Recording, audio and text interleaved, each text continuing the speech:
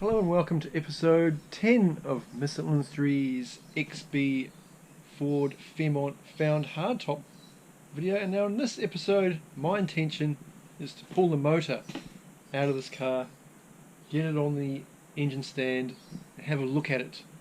Maybe do a little bit of work, maybe give it a rattle can rebuild. But what I really want to do is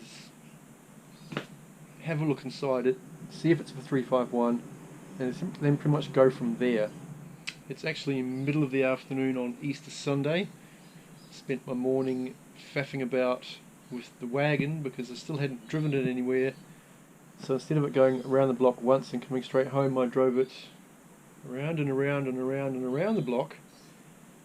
And the steering's better, but it's developed a bit of a stutter and a miss because I think the timing has self-adjusted. Anyway, enough of that nonsense.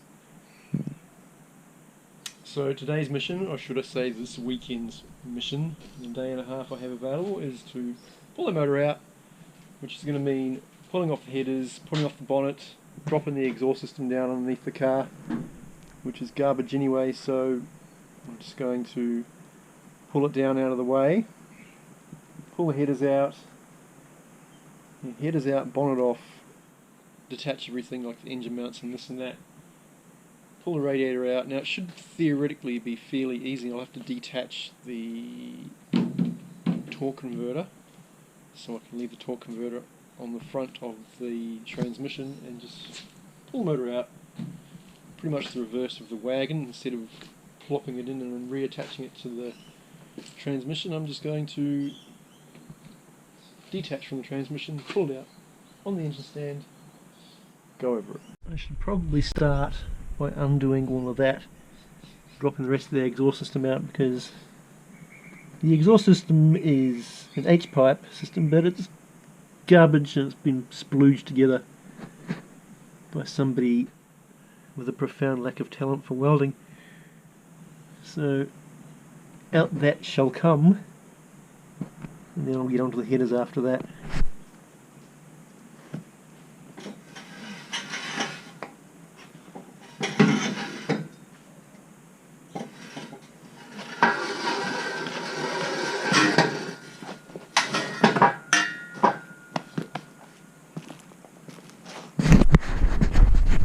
Gaze upon its majesty.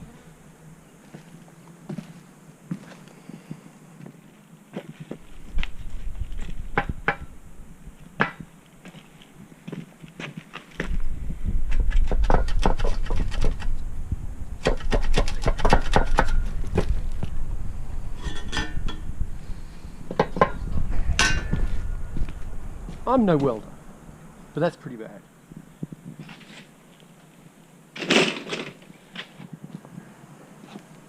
But be rest assured, I'll be reusing most of that. And not in that format though. I will definitely go over the diff and use those mufflers, but I'm going to do an X-pipe, like the wagon, because X-pipes sound great.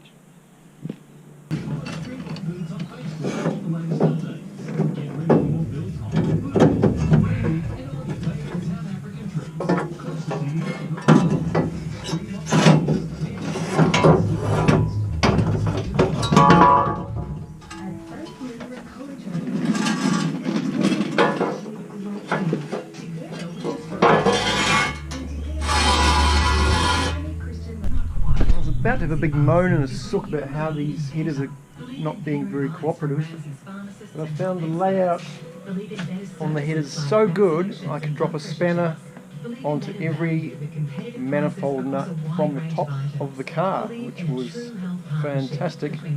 And not only that, they all came undone. And I found my 7/16 spanner, which was critical in this phase of the engine extraction, because it was the only thing that would get onto one of the nuts. So, happy days. I'm going to go have a coffee. So I've drained the oil out of the sump of this Cleveland motor, and I don't think I've seen an oil pan quite as full as that. Now I don't recall seeing the dipstick being over full, but I could be wrong.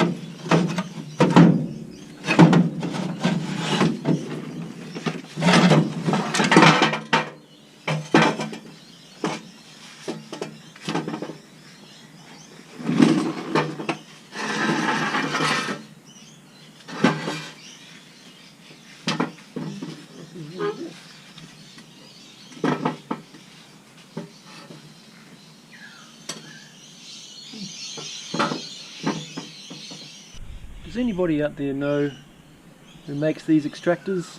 They're tri-wise, but the access to the nuts, or rather the access to the exhaust manifold studs, is very good. I think the only one I had trouble getting to was that back one there on the right bank, and as it turned out it was only finger tight anyway because somebody had already hashed up installing them. So let me know in the comments what style this is, because these were very easy to remove by comparison to the ones in the wagon. Update time. All the exhaust system has been removed. I've undone the engine mount bolts. The starter motor is out. What I need to do now is mount the factory engine crane attachments that came with the wagon that is sitting up there. And I still need to undo the bell housing bolts, get the crane into position, take the radiator out, and undo the store converter from the flex plate. But that's all something I can do either tomorrow or after dinner tonight. See how I go.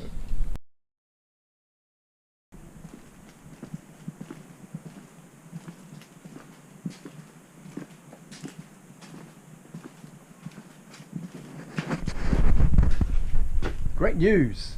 I am ready to pull the engine out of this car. At least I think I am. I think I have everything undone. I think there is nothing left attached behind that engine that will prevent me from separating it from the C4 transmission. I got all 5 of the bolts that were in the transmission out. Yes, I said 5. Should have been 6, but you know, the car was slung together. And so all I need to do now is pump up the ram on this engine hoist and see what happens next. There might be a bit of jiggling. The car is still up on axle stands because my expectation is that pulling the motor out of the car won't be as involved as stuffing the motor into the car, so I don't really need the car to move backwards and forwards while I jiggle things up and down. So the expectation here is that once the crane takes the weight, I should just be able to lever the motor forward and pop it out. The engine mounts are still sitting in the car, but the bolts that hold them together are out. So this should all work, right?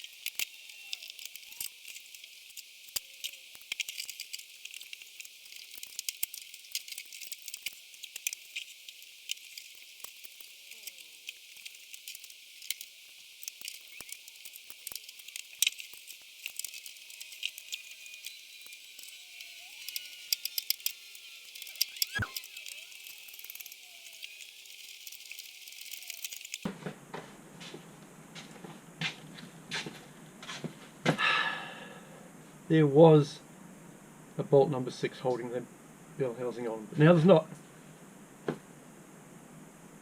And since I'm not crushed to death, let's proceed.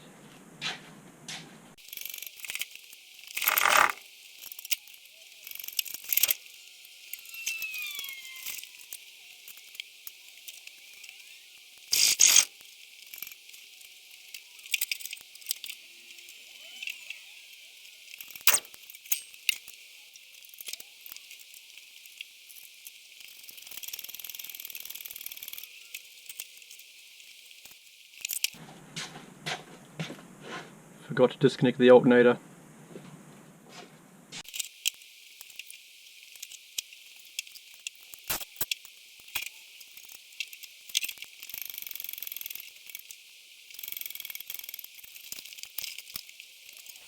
Victory!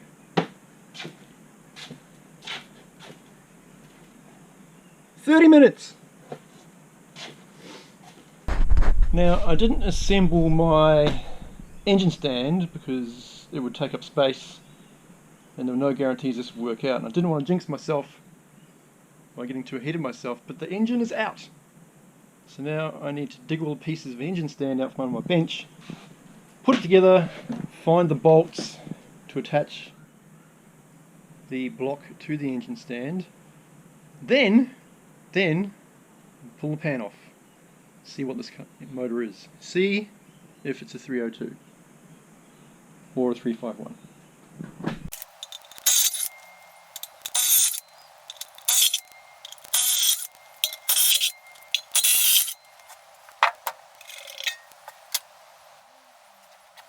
Great news!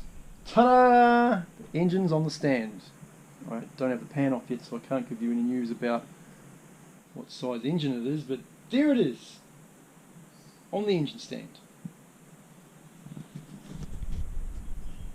I think I've deserved a lunch break, maybe a coffee as well. I'll pick this up after I've had some food. Alright, I'm fed, I'm watered, now it's time to pull this pan off.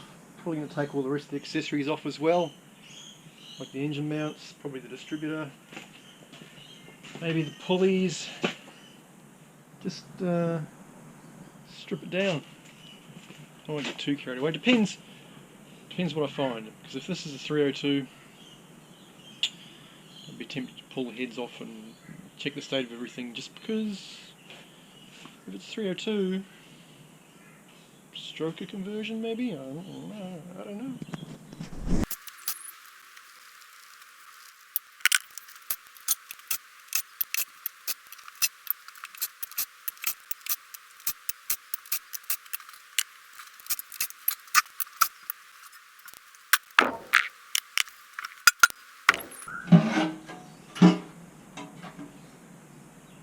.302 says right there, 302. Look at the sludge in this thing. Ugh. So anyway, it's the 302. It says right there on the label. So the question now is, what am I going to do with this lame ass engine?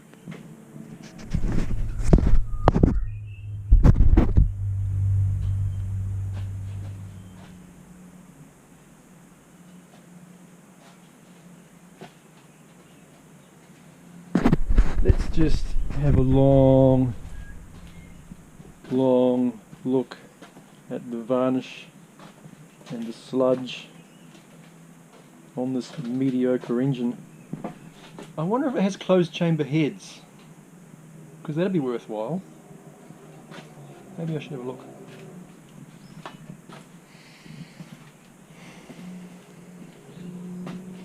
I've made no secret of my position on 302 engines and my attitude to them being weak source, because they are weak source, they are slow. So let's not stop here, let's solder on, and it's time to, let's have a look in the pan. super gross. 302. What I might do is chuck the pan back on, turn this engine back over, we'll pull the manifold off, and I might pull the heads off. Curious to know what I'm going to do with this lame ass motor. I mean, if it has never been bored out in its life, maybe there's some scope for it to be a donor block for a hectic engine build.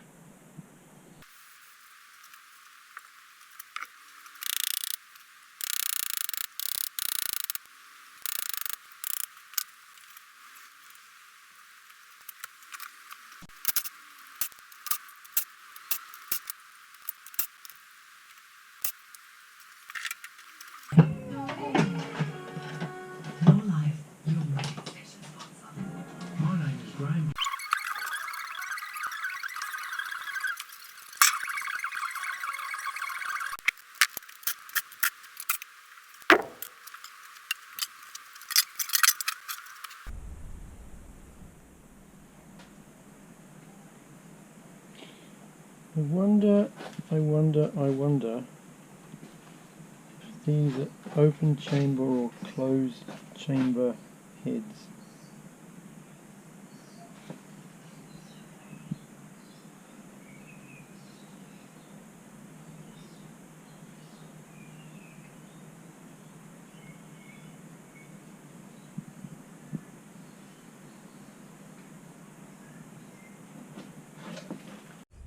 Alright, I'm going to pull the head off, one head at least, because I just want to know what's inside it. I want to know if it's been bored out, I want to know if it's got closed chamber heads on it, so I can make some decisions going forward. And feel free to chime in the comments where you think I should go with this, bearing in mind that the initial iteration of this car and motor will have a pretty basic motor in it. I'm not planning on going alloy heads and stroker kits just yet. But in the future, yes. Not right now, not this year. So I'm going to have at it and just undo everything. I have numbered all these up: 5, 6, 7, 8 inlet and exhaust, so I can keep them all together. And I'm just going to undo it all.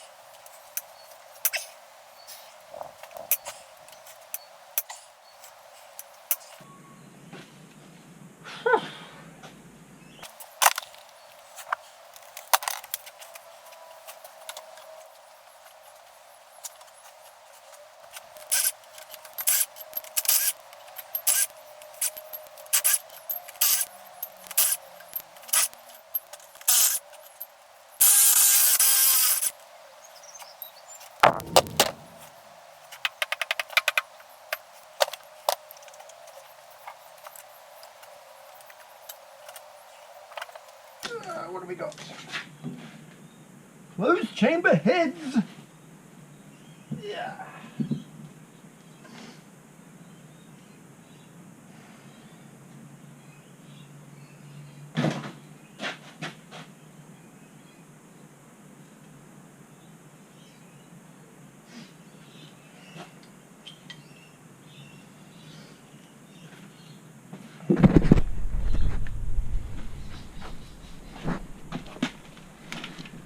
Okay, got some closed chamber heads, so that's nice. And I'm just going to run the wire wheel over that piston there so I can get a better idea whether it's been bored out or not, because it'll have the oversized cast into the piston. Standard bore. That'll be great. Where's me? It's over there.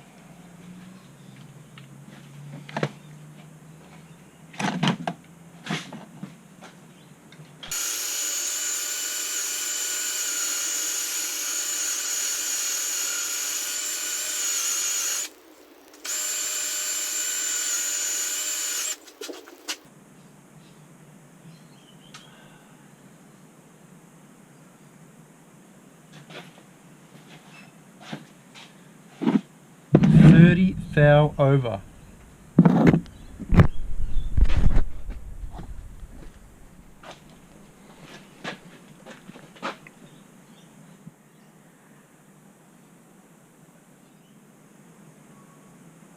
I believe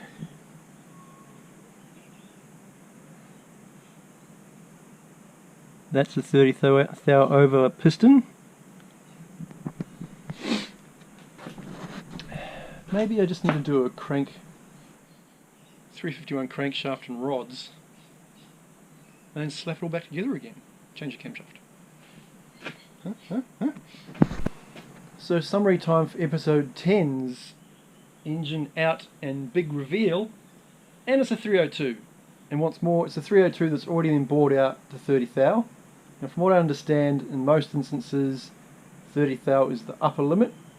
So if there's any kind of lip in this bore, it's really going to preclude it from being reconditioned again.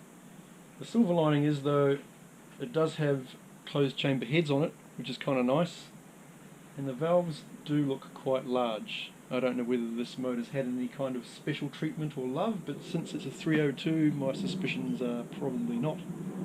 The guy that I bought the car off said this motor came out of a Energix Ute from back in the day, although the numbers say it came out of a wagon, so who knows what's going on with that. So anyway, that's where I'm at. I'm officially at the engine crossroads for this car, because I could go out and find a 351 Cleveland out there in the ether and bring that back home and just stick it into this car, or I could find myself a stroker crank and rods to suit and build this engine into something passable that I can put straight back into this car. But either way I go, it's going to cost me dollars. My expectation is that if I got a stroker crank and some rods to suit, by the time I paid for those heads to be refreshed, maybe a little bit of port work, I'd be better off hitting up one of the local people that build motors in their backyards and just take a giant punt on one of their motors and just see how it goes in the short term. I don't think I'm at that time in my life where I need to drop 20 grand on a bombed out motor, as much as I'd love to.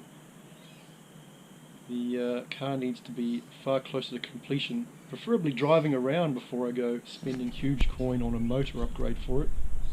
So for the time being, I need to figure out a solution that will give me a smile as I drive the car around, that doesn't break the bank, because I still have heaps to do.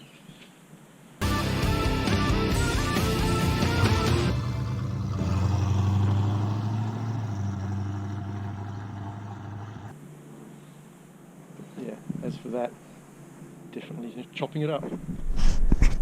Chopping it up.